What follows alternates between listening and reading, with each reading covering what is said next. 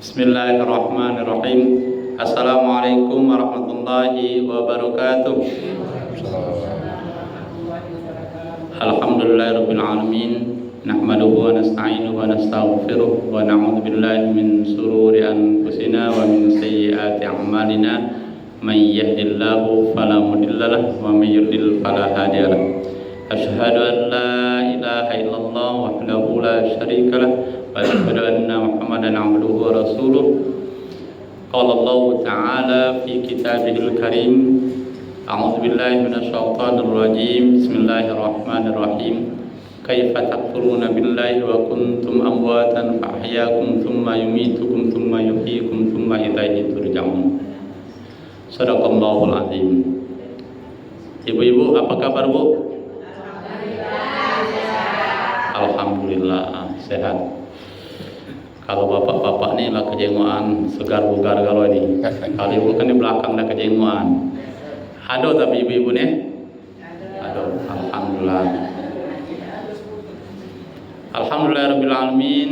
Kita bersyukur Bapak Ibu kepada Allah Subhanahu wa taala di pagi yang cerah ini kembali kita dikumpulkan oleh Allah dengan kuasa Allah, dengan qadarat iradat Allah. Allah pertemukan kita di momen yang sangat bagus ini, di tempat yang sangat dimuliakan oleh Allah, di Masjid As-Sholihin. Masjid itu artinya tempat sujud, asal kata daripada sajadah yasjudu, masjid, tempat sujud. Kalau musola asal kata sholla yusolli, musola tempat sholat. Nah, jadi musola dan masjid itu sama-sama tempat sujud, sama-sama tempat sholat. Nah, hanya saja perbedaan kalau masjid di Indonesia ini yaitu tempat sholat atau tempat sujud yang di sana dipakai untuk sholat Jumat. Nah, tapi kalau musola tempat sujud dan tempat sholat, tapi tidak dipakai untuk sholat Jumat. Benar tak, Pak Darman? Iya. Kemudian masalah ada masjid jami kan, ada masjid agung. Jadi kalau kabupaten itu Kota Madia memakai masjid agung, Islamic Center Batu Raja. Kalau masjid jami itu masjid untuk kecamatan. Ada lagi masjid untuk kecamatan, masjid besar. Kita ini masjid besar As-Sholihin. Nah, itu masjid kecamatan. Ada lagi masjid jami. Masjid jami itu masjid untuk lurah atau desa. Nah, itu diistilahkan untuk dipakai yang direkomendasi oleh Kementerian Agama itu. Jadi kalau kita masjid Sholihin ini masjid apa, Pak? Ini masjid RT. Bukan masjid kita dah, walaupun namanya tidak cak masjid jami, masjid agung, pokoknya masjid jaminya Nurul Islam. Nurul Islam masjid jaminya ya. Nurul Islam Sukaraya ya.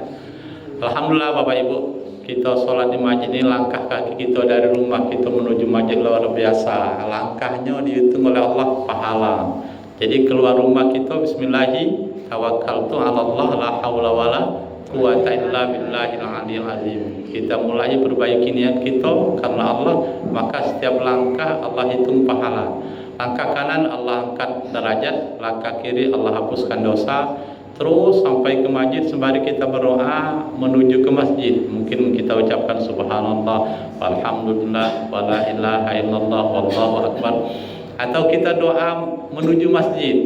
Ibu-ibu inilah hafal ini, kalau bapak-bapak entah.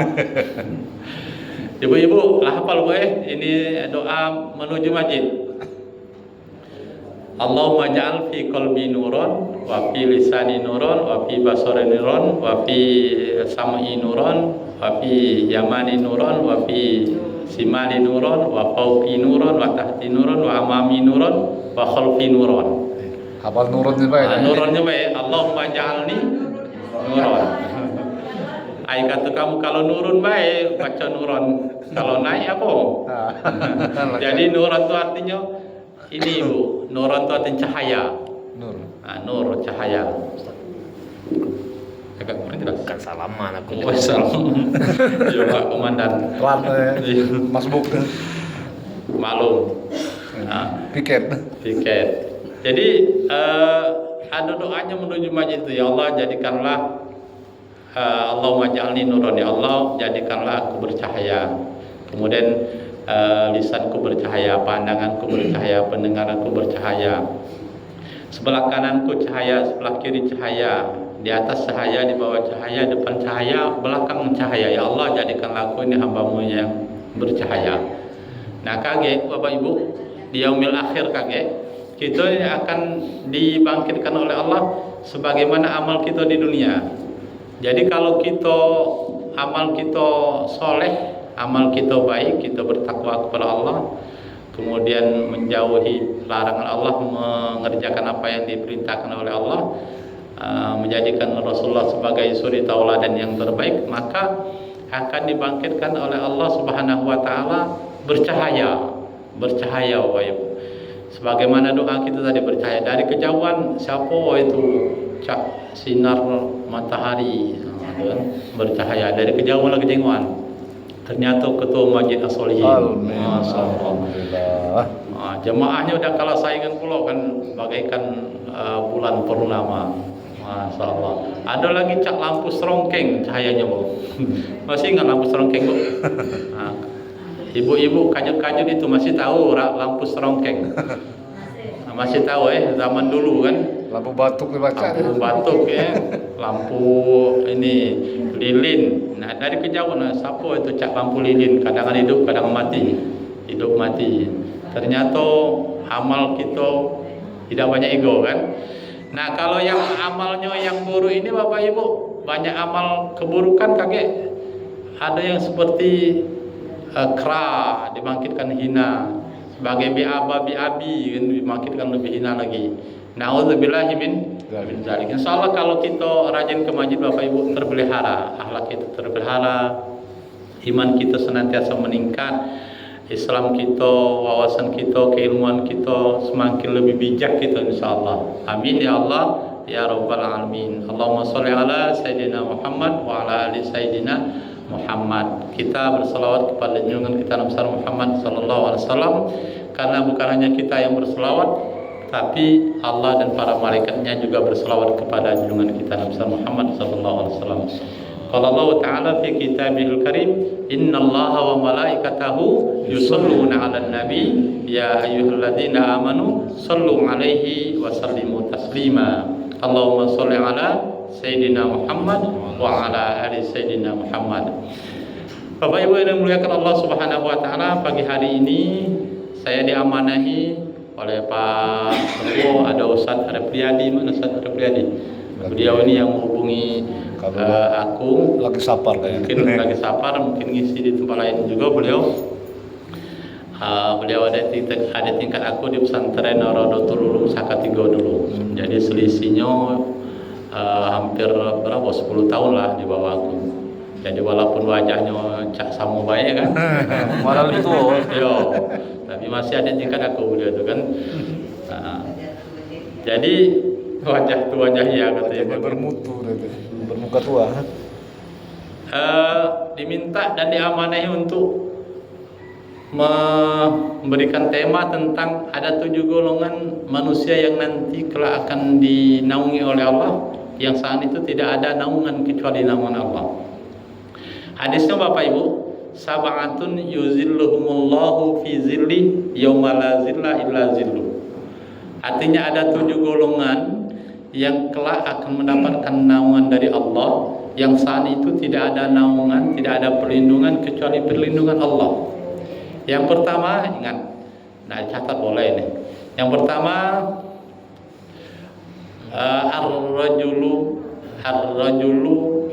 al-imamul adil.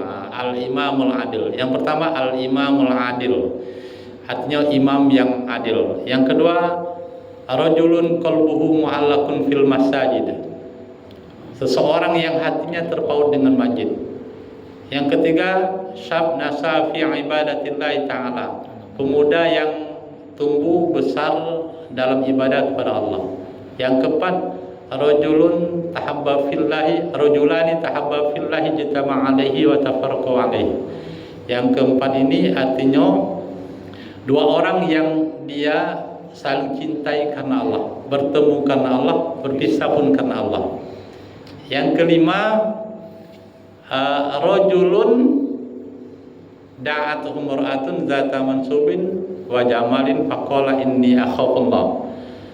Yang kelima ini artinya seseorang yang dia diajak, dipanggil oleh perempuan cantik lagi berkedudukan untuk mengajak mesum, berzina, dan dia berkata, aku takut kepada Allah, inni akhafullah. Yang keenam, rajulun tasaddaqa bisadaqatin fa'akhfaha hatta la ta'lamu simaluhu ma tunfiqu yaminu. Yang artinya seseorang yang bersedekah dan dia menyembunyikan sedekahnya, infaknya, sedekahnya, sampai tangan kirinya tidak tahu apa yang diinfakkan oleh tangan kanannya. Nah, ini yang keenam. Dan yang ketujuh, rajulun zakarallahu khalian fafadat ainahu. Artinya seseorang yang dia berzikir kepada Allah di dalam kesunyian dan kegelapan malam, dalam kesendiriannya, sampai-sampai dia meneteskan air mata. Maka inilah 7 golongan yang kelak akan mendapatkan naungan perlindungan dari Allah, yang saat itu tidak ada perlindungan kecuali perlindungan Allah. Mudah-mudahan Bapak Ibu kita 7-7-nya ada di kita. Walaupun tidak setiap saat kita menangis tak kala berzikir, paling tidak kita pernah istighfar astagfirullahaladzim, ya Allah pun banyaknya dosa ya Allah, sampai netes banyak mata gitu kan. Nah, itu malu Allah untuk tidak mengabulkan doa kita, untuk tidak menghapuskan dosa kita, untuk tidak mengampuni dosa kita. Tak kala kita dalam kesendirian, semua orang pada tidur, kita bangun sholat tahajud, kita mendirikan sholat hajat, taubat dan witir, kemudian kita berdoa kepada Allah, berzikir kepada Allah sampai meneteskan air mata. Maka malu Allah untuk tidak mengabulkan. Dan Allah Subhanahu wa ta'ala pasti akan mengabulkan setiap doa kita. Fad'uni astajib lakum, berdoalah kamu kepadaku maka aku akan kabulkan, kata Allah Subhanahu wa ta'ala. Yang pertama Bapak Ibu, al-imamul adil. Al-imamul adil artinya pemimpin yang adil. Pemimpin yang adil ini, kata kamu, aku ini bukan pemimpin. Yang pemimpin itu Presiden Prabowo. Nah, itu. Yang pemimpin itu Gubernur Sumatera Selatan, Bupati Oku, Pak RT, Pak RW. Itu pemimpin. Bapak rumah tangga pemimpin. Nah, ternyata Bapak Ibu, pemimpin itu bukan hanya sekedar mereka. Kata Rasulullah, kullukum ra'in wa kullukum mas'ulun an ra'iyati. Setiap kamu itu adalah pemimpin dan setiap kamu akan dimintai oleh Allah Subhanahu wa ta'ala pertanggungjawaban atas kepemimpinannya. Seorang suami, nah kita nih Pak, kita nih. Nah, kan enggak dengar ke? Kamu itu adalah pemimpin. Kita ini adalah pemimpin bagi keluarga, bagi rumah tangga. Mulai dari pemimpin untuk cari nafkah yang halal dan thayyibah, menafkahi, melindungi, kemudian murabbi atau memelihara rumah tangga tetap utuh menjadi bahagia, sakinah, mawaddah warahmah, kemudian menyiapkan sandang, pangan dan papan. Itu kewajiban, termasuk mendidik istri, mendidik anak-anak kita. Banyak yang tanggung jawab suami ini Bapak Ibu. Nah, sekarang bagiannya betina pula. Kata Rasulullah, perempuan juga, ibu rumah tangga itu adalah pemimpin. Pemimpin bagi anak-anaknya, kemudian rumah tangganya, urusan rumah. Ibu itu adalah pemimpin. Termasuk kalau diserahi oleh suami duit untuk kebutuhan rumah tangga, itu juga ibu sebagai pemimpinnya, memanajerialnya, memanagenya ibu. Nah, kalau di rumah kurang rapi, ibu yang memanagenya. Ada pembantu, suruh pembantu, kau bersihkan itu, kau sapu itu, kau nyuci piring, kau ini ada pembantu. Tapi kalau ada kata pembantu, ya kamu itulah, ibu itulah yang nyuci piring, yang bersihkan rumah, pokoknya ngerapi-rapikan. Itu kewajiban seorang ibu, banyak gawenya kan, mulai daripada mengandung, melahirkan dan mendidiknya. Dan ibu itu adalah al-ummu madrasatul ula.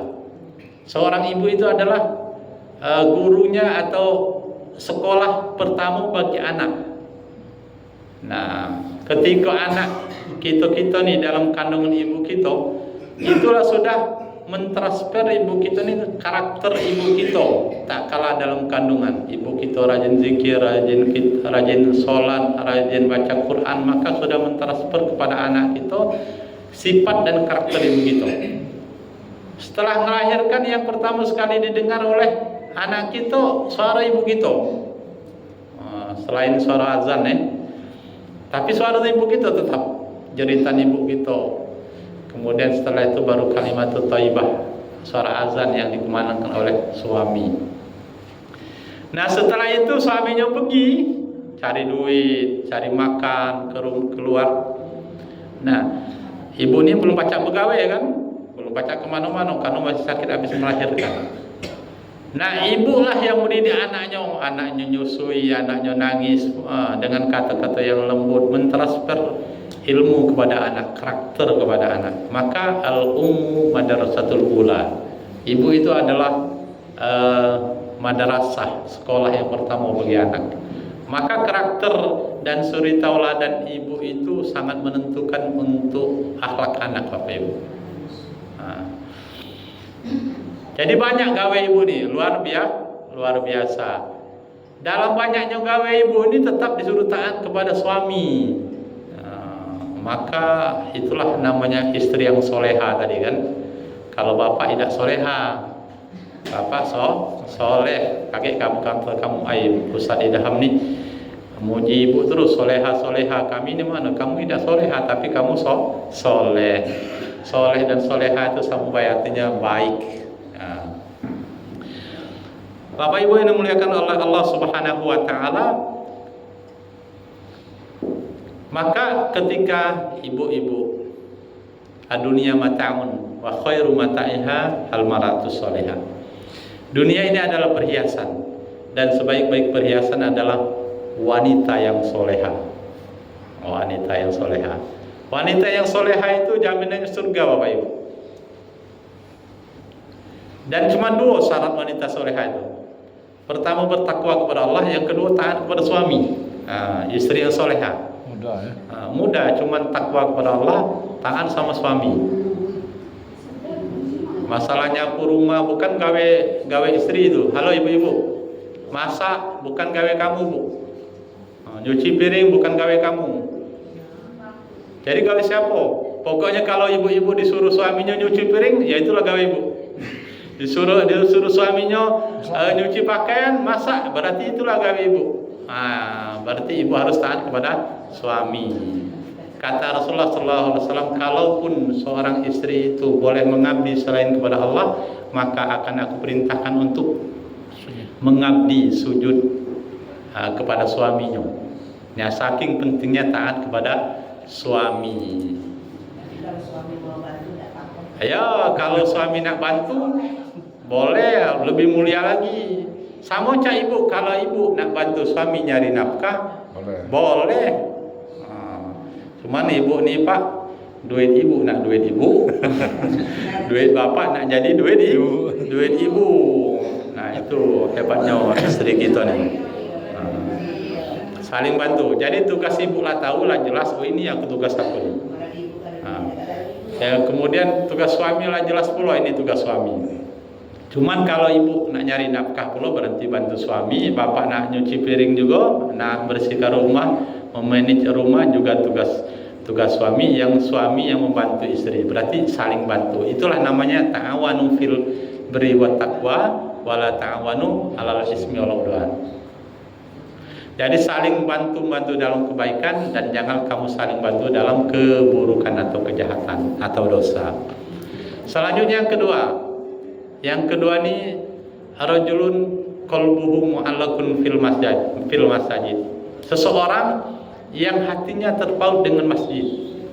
Pikirannya, ya Allah, manalah majlis solihin ini biar makmur, manalah tanah di sebelah ini biar tidak numpang terus pacak dibeli kakek.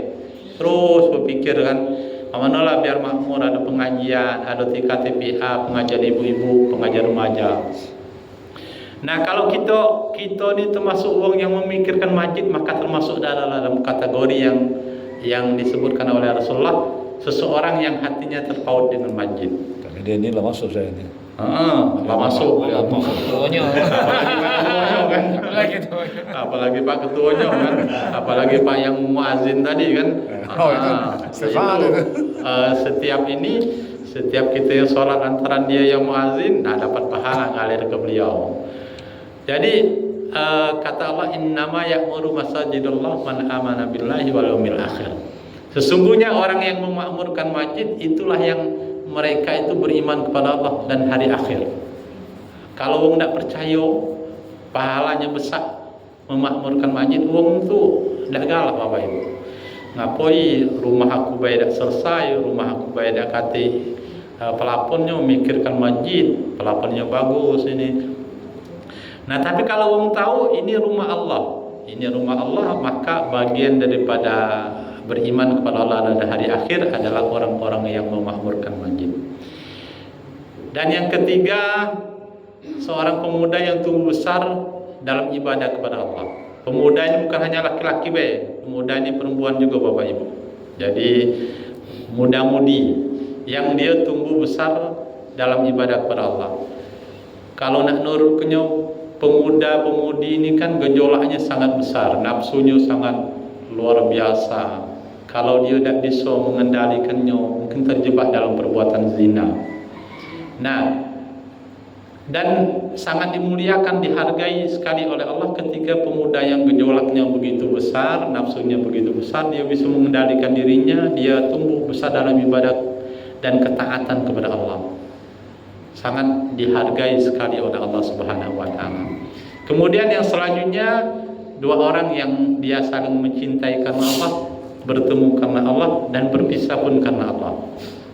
Jadi dia bertemu karena ikhlas karena Allah, dan berpisah pun yang memisahkan adalah Allah.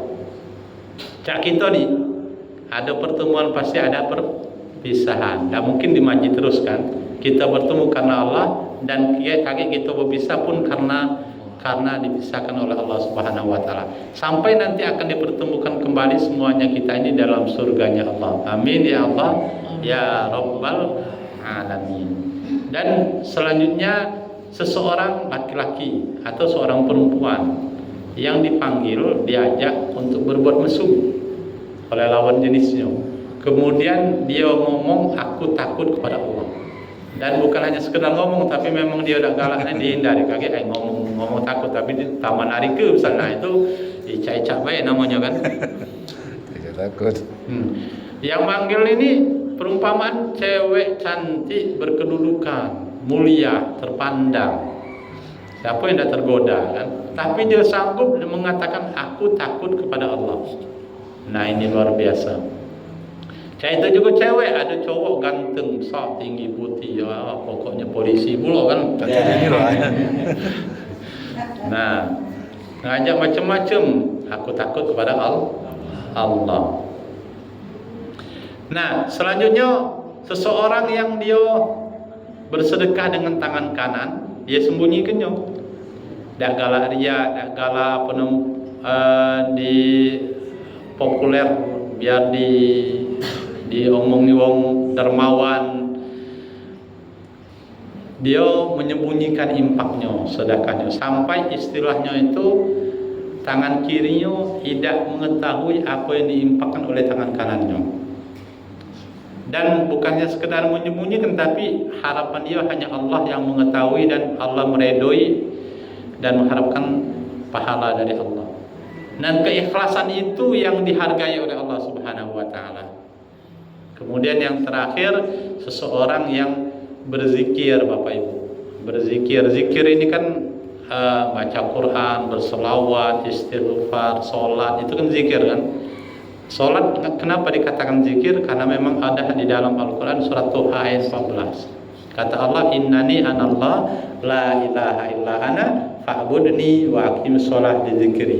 Sesungguhnya aku adalah Allah, tidak ada Tuhan selain aku, maka sembahlah aku, dirikanlah sholat untuk mengingatku, kata Allah. Maka sholat pun bagian daripada zikir kepada Allah. Nah, dalam zikirnya dia takut kepada Allah, penuh harap untuk Allah redoi setiap langkah dan ibadahnya. Dia pun takut dan meneteskan air mata. Maka Allah pun mengampuninya, Allah pun menghargainya, akan mendapatkan sebuah naungan di akhirat kelak yang saat itu tidak ada naungan kecuali naungan Allah Subhanahu wa taala. Bapak Ibu, demikian 7 golongan yang akan mendapatkan naungan dari Allah. Setelah ini kita akan buka tanya jawab. Semoga tausiah singkat ini bermanfaat bagi kita semua. Sementara saya tutup dengan lafaz hamdulillah dan assalamualaikum warahmatullahi wabarakatuh.